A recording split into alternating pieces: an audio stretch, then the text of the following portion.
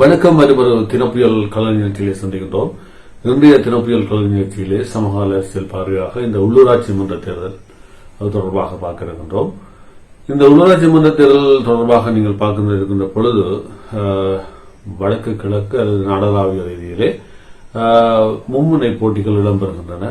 யார் வெற்றி வாகை சுடுவது, யார் கூடுதலான உள்ளூராட்சி மன்றங்களை கைப்பற்றுவது என்று கட்சிகள் தமக்கிடையே காலகட்டத்தில் போட்டியில் நிலவுவது என்பது வளமையான ஒன்று. இவ்வாறு இருக்க சிங்கள பிரதேசங்கள் எடுத்துக்கொண்டால் அவர்கள் வளமை போன்று அவருடைய பாடியிலே அவர் செயற்படுத்தார்கள். ஆனால் இந்த வடக்கு கிழக்கை பொறுத்தவரையிலே, வடக்கு கிழக்கு மலையகத்தை பொறுத்தவரையிலே மிகவும் ஒரு பிரதானமான விடயம் என்னவென்றால், இந்த ஒரு தமிழர் தாயகம் தேசியம் சுயநிர்ணய உரிமையை ஏற்றுக்கொள்ளக்கூடிய கட்சிகள் எல்லோரும் ஒன்றிணைந்து ஒரு குடையில் இருந்து இந்த தேர்தலை சந்திக்க முடியாமல் போனது என்பது மிகவும் ஒரு கவலைக்குரிய விடயமாக இருக்கின்றது.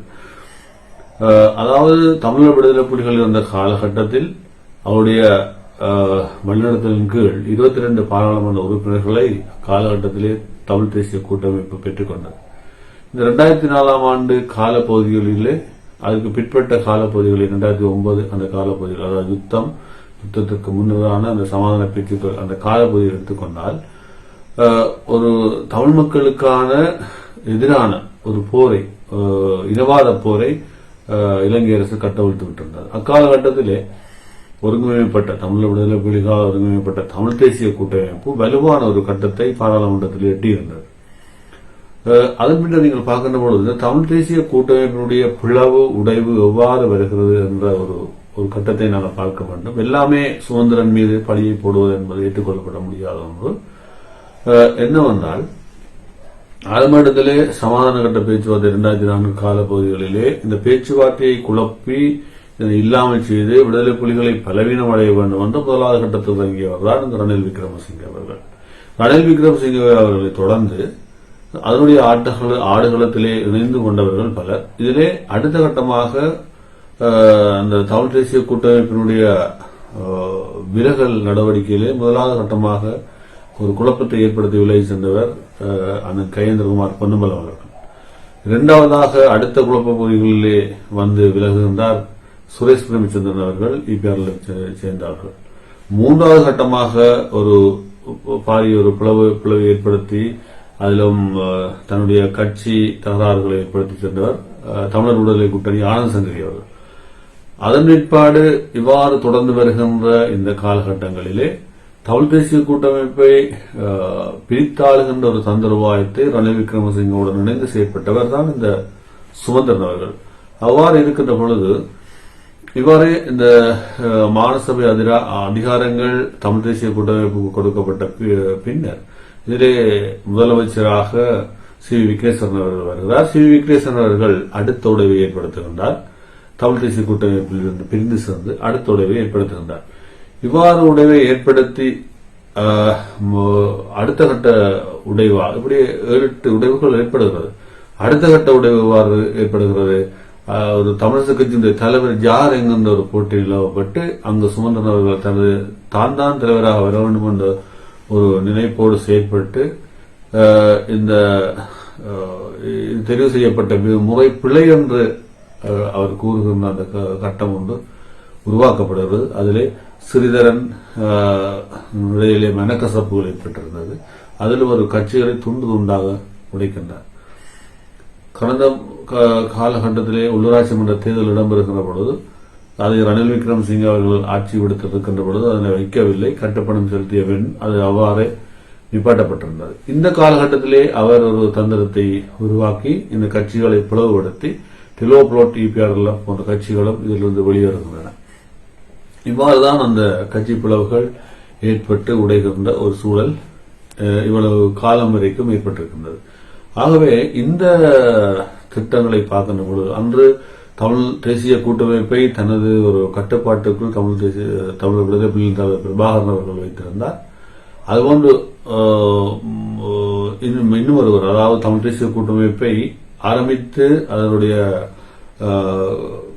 கட்டுப்பாட்டுக்குள் வைத்திருந்தவர் தராக்கி சிவராம் என்று அழைக்கப்படுகின்றார், ஊடகவியலாளர். அதுபோன்று இந்த தமிழ் தேசிய கூட்டமைப்பினுடைய கட்டுமானத்தை மேலும் கொண்டு சென்றவர் மறைந்த முன்னாள் மறைமாவட்ட ஆயர் ராயப் யோசப் அவர்கள்.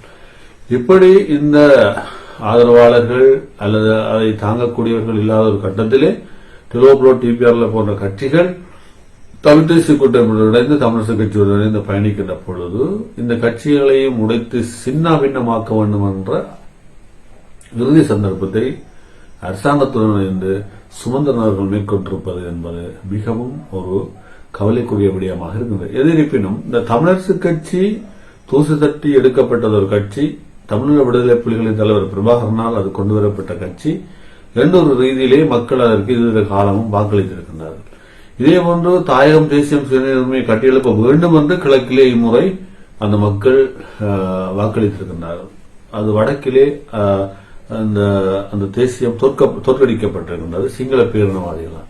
இதற்கு முக்கியமான காரணம் சுமந்திரன் அவர்களுடைய அடுத்தடுத்த நகர்வுகள். ஏனென்றால் இந்த தமிழ் அரசு கட்சியிலே தமிழ் தேசிய கூட்டமைப்பில் இருப்பவர்களை பிரித்தாளுகின்ற ஒரு தந்திரத்தை அவர் ஏற்படுத்துகின்ற பொழுது நிச்சயமாக அது ஒரு லாபகரமாகத்தான் சிங்கள பேரினவாதம் அதனை கண்டுகொள்ளும் என்று இந்த முகநூல்களிலே பல்வேறு தரப்பட்ட பிரச்சனைகள் சென்று கொண்டிருக்கிறது. அதாவது மருத்துவர் அர்ச்சுனா அவர்களுடைய பிரச்சனை, அங்கு ஆவா குழுக்களுடைய பிரச்சனை, யூடியூபர்ஸிலே வருகின்றவர்கள் தங்களுடைய வியூவர்ஸை அதாவது வளர்த்துக் கொள்ள வேண்டும், அது பணத்தை சம்பாதிக்க வேண்டும் என்ற கட்டத்தில் செயற்படுகின்ற மறுபுறத்தின் பிரச்சனை, ஆபாசமாக பேசி வீடியோக்களை வெளியிட்டு பணம் சம்பாதிக்கக்கூடிய பிரச்சனை இந்த சமூக வலைத்தளத்தின் ஊடாகவும் பல இந்த சிங்கள பேரினவாதிகளால் சித்தரிக்கப்பட்டு ஒரு தமிழ் மக்களை குழப்பி அடித்து தமிழ் மக்கள் ஒரு விபச்சாரிகள் என்று பெண்கள் ஒரு விபச்சாரிகள் என்று சொல்லும் அளவிற்கு இந்த நிலைமை இந்த சமூக வலைதளங்கள் ஏற்படுத்தி இருக்கின்றது. அதுக்கு ஒரு சில அரசியல்வாதிகளும் துணை போயிருக்கின்றார்கள். அவர்கள் தங்களுடைய ஏதோ தங்களை வளர்த்துக் கொள்ளும் வகையிலே தாங்கள் இந்த முகநூலாக வளர வேண்டும் இல்லை யூடியூப் ஊடாக வளர வேண்டும் என்று சில திட்டங்களை செய்கின்றார்கள். அது உண்மையில் தவறான விடயம். ஏனென்றால் இந்த தாயகம் தேசியம் சுயநிர்ணய உரிமைக்காக நாங்கள் எங்களுடைய போராட்டங்களை மறைமுகமாக நாங்கள் காய் நகர்த்தி செல்வதனூடாகத்தான் அதை வெற்றி காண முடியும். ஏனென்றால் இன்று நாங்கள் ஒரு முகாமை தாக்கப் போகிறோம், தவிர்க்கப் போகிறோம், அல்லது இன்று ஒரு தாக்குதலை நடத்த போகிறோம், ஜனாதிபதி மாளிகையில் அல்லது பாராளுமன்றத்தில் ஒரு தாக்குதல் நடத்த போகிறோம் என்று கூறிவிட்டு சென்றால் நிச்சயம் அந்த தரப்பு தயாராகிவிடும். பின்னர் அதனை அழித்துவிட முடியாது. ஆகவே வெளியிலே இருந்து கொக்கரிப்பதை விட இன்று பௌத்த சிலைகள் அமைக்கப்படுகிறது. இந்த பௌத்த சிலைகள் அமைக்கப்படுகிற அந்த ஆரம்ப கட்டத்திலே அதனை உடைத்து நொறுக்குவதற்கான திட்டங்களை வகுத்து அதுக்கான முன்னோர்களை நடத்த வேண்டும். பின்னர் உங்களுடைய அரசியல் தேவைக்காக அரசியல் காரணங்களுக்காக பௌத்த சிலை கட்டியாச்சு அமைக்கப்படுகிறது நிறுத்தங்கள் என்று ஆர்ப்பாட்டங்களையும் ஊர்வலங்களையும் செய்வதில் இந்த பிரயோசனமும் கிடையாது. ஆகவே இன்று அரசியல் பேசுகின்றவர்கள் அரசியலிலே செய்கின்ற எந்த அரசியல், அதாவது தமிழ் தரப்பு அரசியல்வாதி எடுத்துக்கொண்டால் அனைத்து தமிழ் தரப்பு அரசியல்வாதிகளுடனும் நான் நெருக்கமான தொடர்புகளை வைத்திருக்கின்றேன். அவர்களுடைய அந்த சிந்தனைகள் அவருடைய நோக்கங்கள் என்னவென்றால் நாம் ஒரு குடையின் கீழ் இருந்து செயற்பட்டால் மாத்திரமே நாங்கள் இதனை வென்றெடுக்க முடியும் என்பது. அதுபோன்று இதில் யார் அதனை தலைமை தாங்கி யாருடைய தலைமையின் கீழ் ஒன்றிணைவது என்பது ஒரு கேள்விக்குறி தற்போது இருக்கின்றது. ஒன்று, நீங்கள் பார்க்கின்ற பொழுது ஒரு பொது சின்ன தமிழரசு கட்சி தமிழ் தேசிய கூட்டமைப்பு தேசிய தலைவரால் உருவாக்கப்பட்ட அந்த வீட்டு சின்னத்தை, அவர் கைகாட்டிய அந்த வீட்டு சின்னத்தை எல்லோருமே இணைந்து ஒரு ஒரு பேச்சுவார்த்தைக்கு வந்து செயற்படுவதனூடாக அதை செயற்படுத்த முடியும். இன்று நான் கயேந்திரகுமார் பொன்னம்பலம் அவர்களோ அல்லது இன்று இருக்கக்கூடிய ஸ்ரீதரன் அல்லது சுமந்திரன் போன்றவர்களோ அல்லது கிழக்கில் இருக்கக்கூடிய சாணக்கியன் சுர்ணேசன் போன்றவர்களோ இதனை குழப்பி அடிக்காது. அதாவது தமிழ் விடுதலை புலிகளால் உருவாக்கப்பட்ட இந்த தமிழ் தேசிய கூட்டமைப்பில் அக்காலகட்டத்தில் இருந்தவர்கள் சிவநாதன் கிஷோர் விலக்கப்பட்டிருந்தார், பத்மினி சிதம்பரநாதன் அவர்கள் விலக்கப்பட்டிருந்தார், கயேந்திரகுமார் பொன்னம்பலம் அவர்கள் விலக்கப்பட்டிருந்தார், செல்வராஜா கையேந்திரன் விலக்கப்பட்டிருந்தார், கிழக்கிலே தங்கேஸ்வரி அவர்கள் விலக்கப்பட்டிருந்தார், தமிழ் அரியநேந்திரன் அவர்கள் விலக்கப்பட்டிருந்தார். இப்படி தமிழ் விடுதலை புலிகளால் அங்கு தமிழ் தேசிய கூட்டமைப்பில் இணைத்துக் கொள்ளப்பட்டவர்கள் கூட விலக்கப்பட்ட ஒரு சூழல் அக்கால ஆரம்ப கட்டத்திலே அவர்கள் செய்தார்கள். பின்னர் ஊடக பேச்சாளராக இருந்த சுரேஷ் பிரேமச்சந்திரனையும் விலக்குவதற்கு சுமந்திரன் அவர்கள் சதித்திட்டத்தை ஏற்படுத்தி அங்கே அவரை விலக்குவதற்கான முற்றுமான நடவடிக்கை செய்தார். அதுக்கு பல காரணங்களை சொன்னார். அது அடுத்த ஒரு இதிலே பார்த்து விடலாம். ஆனால் ஒட்டுமொத்தமாக இதற்கு சுமந்திரன் தான் காரணம் என்று கூறிவிட்டு எவரும் நழுவி செல்ல முடியாது. என்றால் சுமந்திரனுடைய வகிவாகம் இறுதியிலே இதனை சாதகமாக பயன்படுத்தி அந்த ரெஸ்லிங்கில் கடைசியாக அடித்து விட்டு வின் பண்ணி போறது போன்ற ஒரு நடவடிக்கையை தான் அவர் செய்திருக்கிறார். ஆகவே இந்த தமிழ் மக்களுக்கான ஒரு தீர்வு திட்டத்தை நாம் வென்றெடுக்க முடியுமாக இருந்தால் அதனை ஒரு ஆயுத முனை கொண்டு அல்ல, நாம் அகிம்சை வழியிலான போராட்டங்களை முன்னெடுக்க முடியும். அதுபோன்று நாளடைவிலே இந்த அகிம்சை வழியிலான போராட்டம் ஒரு ஆயுத போராட்டமாக வளர்ச்சி பெற்று மாறக்கூடிய சூழ்நிலை கூட ஒரு அடக்குமுறை ஏற்பட்டால் அது வருவது என்பது ஒரு இயற்கையானது. என்றால் பல நாடுகளிலே பல கிளர்ச்சிகள் உருவாகி இருக்கின்றன. யுத்தம் முடிந்த பிற்பாடும் அந்தந்த மக்களுக்கான ஒரு தீர்வு கிடைக்கவில்லை என்றால் மீண்டும் அந்த நாட்டிலே போர் ஏற்பட்டுக் கொண்டும் இருக்கிறது, தற்பொழுதும் இடம்பெற்றுக் கொண்டிருக்கிறது. ஆகவே நாம் ஒரு விடயத்தை சிந்திக்க வேண்டும். எந்த அரசியல்வாதிகளாக இருந்தாலும் சரி, தமிழ் பேசுகின்ற அரசியல்வாதிகள் ஒரு விடயத்தை சிந்திக்க வேண்டும். நான் இந்த எனது தாயகம் தேசியம் சுயநிர்ணய உரிமையை மீட்பதற்கு நான் என்ன பங்களிப்பை வழங்குகிறேன் என்றால் இதிலே தமிழ் கட்சிகளையும் தமிழ் அரசியல் தலைவர்களையும் தமிழ் அரசியல்வாதிகளையும் விமர்சிப்பதோ அல்லது அவர்களை பற்றி கூறிக்கொண்டு இருப்பது என்பதிலே பிரயோசனமில்லை. அப்படியாக இருந்தால் உங்களுடைய பாராளுமன்ற கதிரைகளை நீங்களே நிரப்புவதற்கு நீங்கள் தயாராகிக் கொண்டிருக்கிறீர்கள் என்பதுதான் அதனுடைய அர்த்தமாக இருக்கிறது. அதை விடுத்து சிங்கள பேரினவாத கட்சிகளை எப்படி தாறுமாறாக உடைப்பது, சிங்கள பேரினவாதிகளை எப்படி குழப்புவது, அல்லது சிங்கள பேரினவாதிகளுடைய அரசியல் தலைமைகளை இல்லாமல் செய்வது என்ற போன்ற நடவடிக்கைகளை சிந்தித்து எமக்கான அந்த ஆளுமையின் தன்மையை எவ்வளவு கூட்ட வேண்டுமோ அவ்வளவு கூட்டிச் செல்ல வேண்டுவதற்காக நாம் குரல் கொடுக்க வேண்டும். இன்று ஜேவிபியை பாருங்கள், அவர்கள் தங்களுடைய விடாமுயற்சியின் காரணமாக 70 ஆண்டுகளுக்கு பிற்பாடு ஒரு ஆட்சி அதிகாரத்தை அமைத்திருக்கின்றார்கள். அதுபோன்று தமிழினமும் வடகிழக்கின் இந்த தமிழர் தாயகத்தை ஒரு நொடிப்பொழுதில் ஆட்சி அமைப்பதற்கான அரசியல் திட்டங்களை வகுத்து அதற்கான ஒரு நிகழ்ச்சி நிலையிலே நாம் செல்ல வேண்டும் என்பதுதான் இன்றைய ஒரு யதார்த்தமாக இருக்கிறது. அப்படியாக இருந்தால் எங்களுடைய தீர்மானங்கள் ரகசியமான தீர்வு திட்டங்கள் அது நகர்த்தி செல்வது என்பதற்கான ஒரு கட்டமைப்பு தனித்தனியாக இயங்குவதற்கான நடவடிக்கைகளை இன்று குறிப்பாக அர்ச்சுனா டாக்டர் அவர்கள் பாராளுமன்ற உறுப்பினர் அவர் எடுத்து செல்லலாம். அவர் இளவயதுடையவர், அவர் பல இளைஞர்களை திரட்டி அவர் ஒரு பக்கத்தாலே சென்று கொண்டிருக்கலாம். ஆனால் இந்த சமூக வலைத்தளங்களூடாக பேசுகின்ற விடயங்களை பொருட்படுத்த வேண்டிய தேவையில்லை என்றால் எமக்கான இலக்கு என்ன என்பதை பற்றி தெரியும் என்று நீங்கள் பார்க்கணும். இவர்கள் அந்த சமூக வலயத்தில் இருக்கிறவர்கள் தேவைப்படின் போடாவிடுவார்கள். ஒருவேளை இந்த சமூக வலயத்தில் பணிபுரிகின்றவர்கள் கூட இவர்களை சுட்டுக் கொள்கின்ற அடித்துக் கொள்கின்ற பல திட்டங்களையும் தற்பொழுது இனி மேற்கொள்ளலாம். என்றால் ஒருவரை பற்றி அவரோடு செய்கின்ற பொழுது அவர்கள் அதை செய்வார்கள். இதெல்லாம் ஒரு தேவையற்ற ஒரு விடயம். இவ்வாறான ஒரு விடயத்தை, அதாவது ஒரு இனப்படுகொலை தொடர்பிலே, கடத்தப்பட்டு காணாமலாக்கப்பட்ட ஒரு விடயத்திலே, அதாவது நில அகபகரிப்பு விடயங்களிலே, அது மட்டுமல்ல 35 ஊடகவியலாளர் கடத்தி காணாமலாக்கப்பட்டு சுடப்பட்ட விடயங்களிலே, மூதூர் படுகொலை, இப்படி 144 இடங்களில் நடைபெற்ற இனப்படுகொலைகள் தொடர்பிலே விசவாயுக்கள் அடிக்கப்பட்ட சந்தர்ப்பங்கள், இதுபோன்று பல்வேறு சத்திரகொண்டான் படுகொலை, இப்படியெல்லாம் கொக்கடிச்சோலை படுகொலை, இப்படியெல்லாம் பல்வேறு தரப்பட்ட படுகொலை செய்த இந்த அரசு உங்களோடத்தை சிந்திங்கள். அப்ப இவற்றையெல்லாம் நீங்கள் சுட்டிக்காட்டி உங்களுடைய முகநூல் ஊடாக அல்லது யூடியூப் ஊடாக, அதாவது பேஸ்புக் ஊடாக, ட்விட்டர், டிக்டாக், இப்படி போன்ற விஷயங்கள் ஊடாக நீங்கள் சுட்டிக்காட்டுங்கள். இந்த கொலை 244 கொலை பட்டியலை உங்களுடைய கையிலே நான் தர தயாராக இருக்கின்றேன். தினப்பியல் ஊடக நிறுவனம் தருவதற்கு நீங்கள் தொடர்பு கொள்ளுங்கள். உங்களுக்கு அந்த கொலை பட்டியலையும் ஆவணங்களையும், நேரடியான வீடியோ ஆதாரமான ஆவணங்களையும் உங்களுக்கு தர காத்திருக்கின்றோம். நீங்கள் இவ்வாறு ஒரு விடயத்தை செய்து அழுத்தத்தை கொடுங்கள். அதுபோன்று ஜெனீவாவிற்கு, அது சர்வதேச மனித உரிமைக்கு சென்று இவைகள் எட்ட வேண்டும். இந்த இவ்வாறான ஒரு விமர்சனங்கள் செல்லுகின்ற பொழுது நிச்சயமாக எமக்கான ஒரு தீர்வு திட்டத்தை தர வேண்டியதான ஒரு காலகட்டத்தில் இந்த அரசாங்கம் இருக்கும். இன்று பட்டலந்த மறைமுகாம் தொடர்பாக ரணில் விக்ரமசிங்கே அவர்கள் தலைமையிலே இடம்பெற்ற அந்த கொலைகள், ஜேவிபி கொலைகள் தொடர்பாக கூறுகின்ற பொழுது ஜேவிபி காலகட்டத்திலே கொலைகளை செய்தது இல்லை என்று கூற முடியாது. ஆனால் இவர்கள் என்று அதனை பெருசுபடுத்தி கூறுகின்ற பொழுது இன்று கடத்தப்பட்டு காணாமலாக்கப்பட்டு கொலை செய்யப்பட்ட 35 ஊடகவியலாளருடைய நிலை என்ன? இதை கேலியரம்புக்கலை அவர்கள் ஊடக பேச்சாளராக இருந்தபொழுது வந்தபொழுது வவுனியாவில் கேட்டபொழுது அதை இராணுவத்தினர் உணர்ந்து விட்டார்கள் என்று கூறி மழுப்பி சென்றார். அது அரசாங்கத்துக்கு எதிரான ஒரு நடவடிக்கையாக என் மீது பழியை போட்டார்.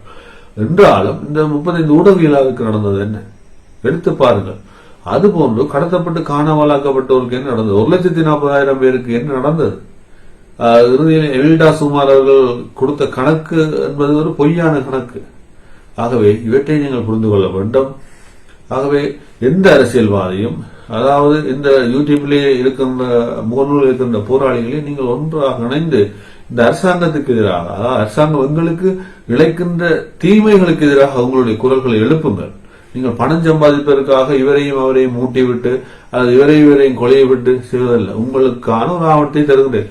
இன்று பலாலி ராணுவ முகாமிலே சித்திரவதைக்கு கொண்டு கொல்லப்பட்டவர்களுடைய பட்டியல் இருக்கின்றது. இன்று சென்ட் பீட்டர்ஸ் தேவாலயத்துக்கு அடித்த விடயங்கள் இருக்கின்றது. மருத்துவமனை, கிளிநொச்சி மருத்துவமனை தாக்கப்பட்ட விடயங்கள் இருக்கிறது. இவற்றையெல்லாம் உங்களால் முன்கொண்டு வர முடியாது. நீங்கள் எந்த ஆவணத்தை சேர்த்து எதற்காக, யாருக்காக நீங்கள் குரல் கொடுக்கின்றீர்கள்? யாருக்காக என்ன செய்கின்றீர்கள்? தமிழர்களையும் தமிழ் தரப்புகளையும் கொழுவை விட்டு கூத்து பார்க்கிற நடவடிக்கைகளை நீங்கள் ஒருபோதும் செய்யக்கூடாது. அரசியல்வாதிகளும் தான், தற்போது இருக்கக்கூடிய இந்த முகநூல் போராளிகளும் தான்.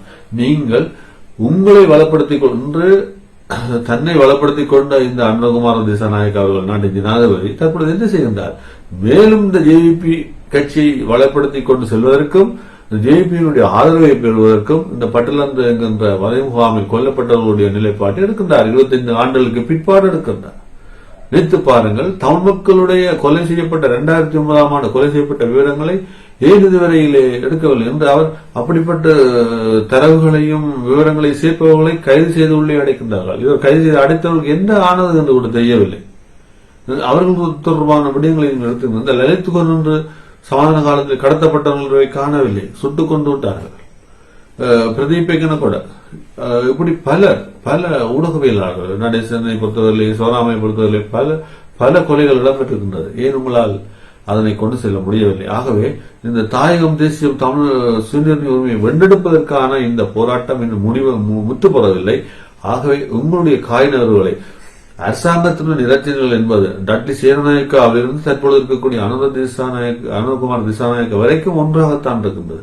அவர்கள் தற்பொழுது ஏதோ தமிழர் தகப்பிலே பிரச்சனை ஏற்படவில்லை, அதற்கு சம்பந்தமில்லை என்கின்ற ஒரு தோரணையிலே அவர்கள் செயற்படுகின்ற ஒரு விடயமாகத்தான் இதனை பார்க்க முடிகிறது. ஆகவே இந்த தமிழினம் உள்ளூராட்சி மன்ற தேர்தலாக இருந்தாலும் சரி, அதாவது பாராளுமன்ற தேர்தலாக இருந்தாலும் சரி, அல்லது மாநசபை தேர்தலாக இருந்தாலும் சரி, இந்த தமிழ் தரப்பு ஒன்றிணைந்து ஒரு குடையின்கள் செய்யப்பட்டால் 22 இல்ல 25 ஆசனங்களை கூட நாம் கைப்பற்றி இந்த அரசாங்கத்திற்கு வருகின்ற அரசாங்கத்துக்கும் பாடம் கற்பிக்க முடியும். இழப்போர் முதற்கட்டத்தில் 1,40,000க்கும் மேற்பட்ட மக்கள் படுகொலை செய்யப்பட்ட அந்த விடயங்களையும் நாம் கொண்டு வர முடியும் என்பதை கூறிக்கொண்டு இந்த தினப்புயல் களம் விடைபெற்றுக் கொள்கிறது. நன்றி, வணக்கம்.